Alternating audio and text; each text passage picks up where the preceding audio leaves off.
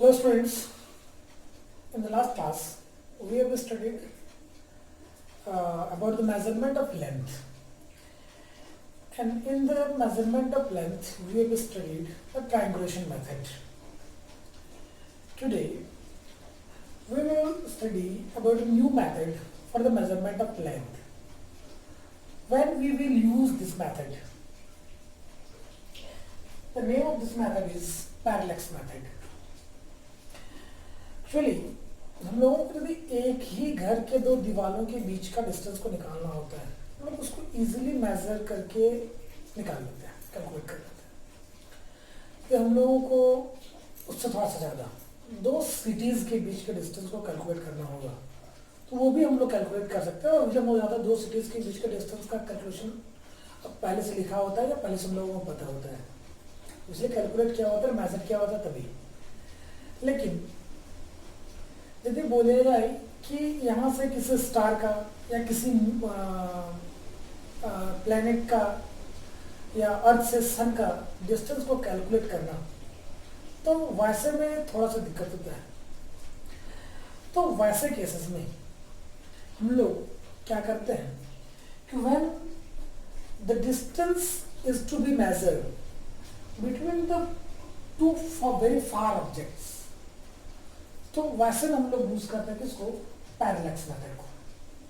ठीक है, जब हम लोगों को दो बहुत ही फार ऑब्जेक्ट्स के बीच के डिस्टेंस को कैलकुलेट करना होता है तो हम लोग इसको इस मेथड को यूज करते हैं, तो पैरेलैक्स मेथड को यूज करते हैं।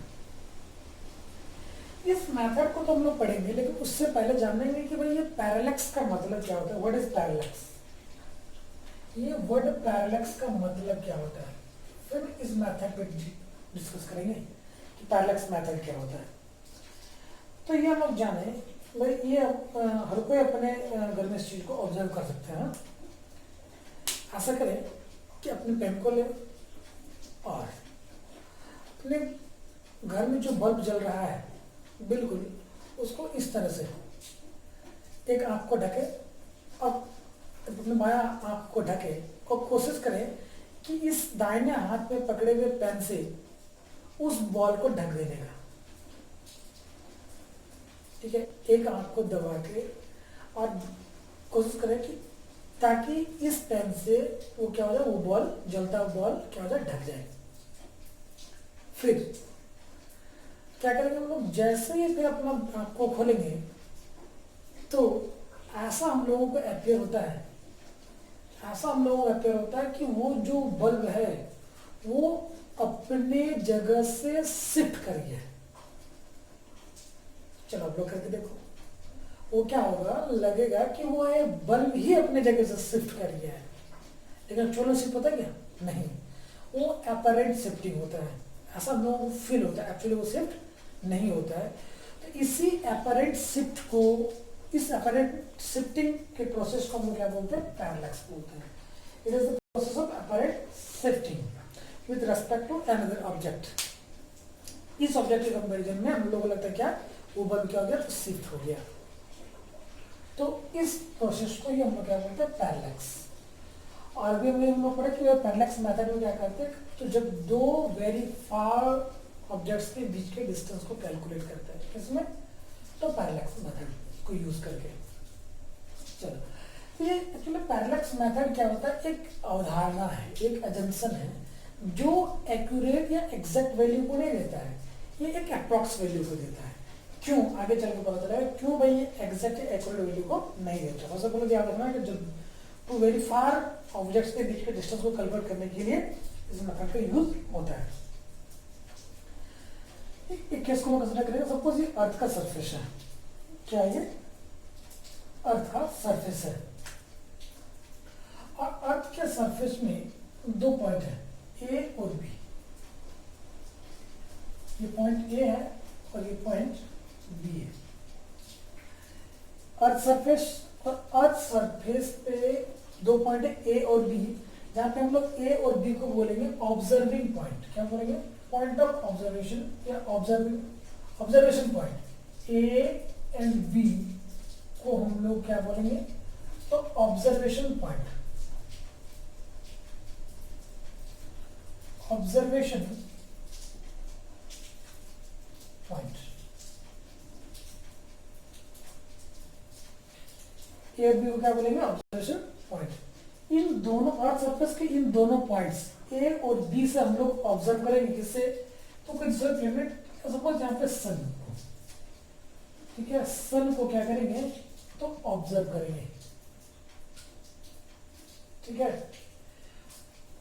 तो कंसिडर करते हैं कि भाई यहां से ए से जो सन की दूरी है, डिस्टेंस है, सपोज ये डिस्टेंस क्या है? डी है। तो डेफिनेटली बी से भी जो डिस्टेंस होगा ये भी डी होगा। ऐसा थोड़ी है कि ये डी होगा तो ये डी/2 होगा या 2D होगा या 3D होगा। डेफिनेटली क्या है कि ये जो पॉइंट बी है ये ए के जस्ट ऑपोजिट है, इसीलिए यदि ए से इस सन का डिस्टेंस डी होगा तो मुझे बी से भी इस सन का डिस्टेंस क्या होगा? डी ही होगा। और दोनों के बीच बनने वाला एंगल क्या होगा? सपोज हम कंसीडर करते हैं क्या? थीटा है। ए और बी ऑब्जर्वेशन पॉइंट, डी क्या है? तो इसको बोलेंगे हम लोग ऑब्जर्व डिस्टेंस नाम देंगे। क्या बोलेंगे इसको? डी को, डी को बोलेंगे ऑब्जर्व डिस्टेंस।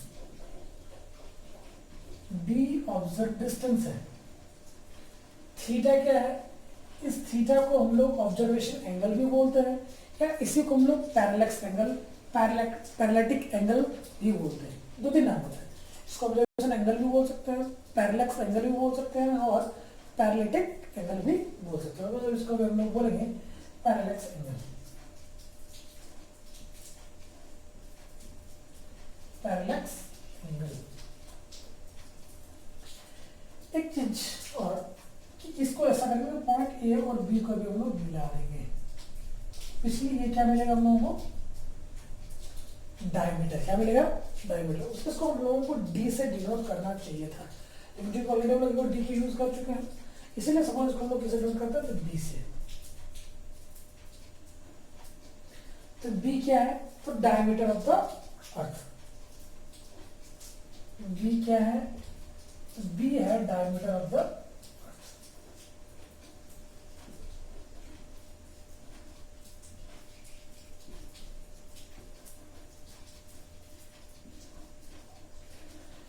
चलिए, D observe distance, parallax angle, diameter, A और बी क्या है? तो observation point of the earth surface.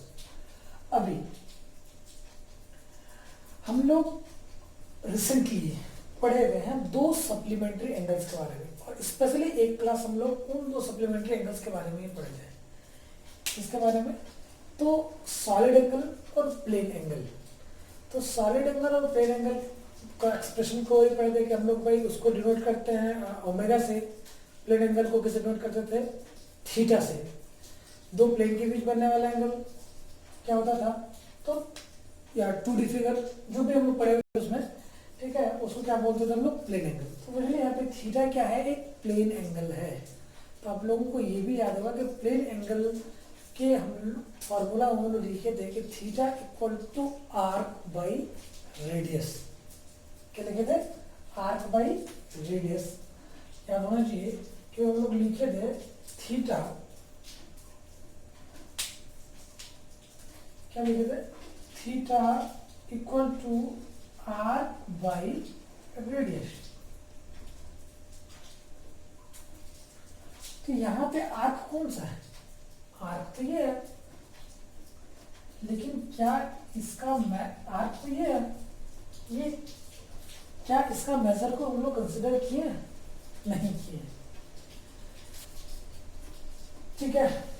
और क्योंकि इसका शेप ऐसा सर्कुलर होता भी नहीं है, स्फेरिकल होता भी नहीं है, इसका शेप इलेप्टिकल होता है, ठीक है। तो वैसे हम लोगों के लिए आसान क्या होता है? तो इसको कैलकुलेट करना आसान ना होगा, इसको मेजर कर लेना, इसको कंसिडर करना ज़्यादा आसान होता है। किसको? तो डायमीटर ऑफ द अर्थ। लेकिन क्या दोनों का मेजर सेम है? नहीं, सेम नहीं है, लेकिन फिर भी हम लोग इसको कंसिडर कर लेते हैं।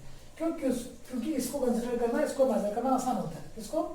तो इस डायमीटर ऑफ द अर्थ को। इसीलिए इस आर्क की जगह पे हम लोग क्या लिख देते हैं, तो डायमीटर ऑफ द अर्थ को ही लिख देते हैं बी। और इसीलिए मैंने शुरू में बोला था कि इससे क्या होता है, अप्रॉक्स वैल्यू मिलता है, एब्सोल्यूट वैल्यू नहीं मिलता, ये एजम्पशन है, ये एक अवधारणा है। इसलिए इसकी जगह पे क्या लिखेंगे, theta equal to B by, यहाँ पर रेडियस क्या है, डी। ठीक है, तो यदि हम लोग डी को कैलकुलेट करना चाहेंगे तो डी इक्वल टू क्या हो जाएगा, तो बी बाई थीटा, और बी को कैलकुलेट करना चाहेंगे तो क्या हो जाएगा, डी थीटा। दो डी को कैलकुलेट करना चाहेंगे तो बी बाई थीटा, और बी को कैलकुलेट करना चाहेंगे क्या होगा, डी थीटा। यहाँ पे भाई बी और डी ये दोनों तो डिस्टेंस है, क्या है, बी और डी ये दोनों क्या है, डिस्टेंस है, which either can be in meter, it either can be in meter or kilometer, it either can be in meter or can be in kilometer, doesn't matter, but theta must be in its unit radian।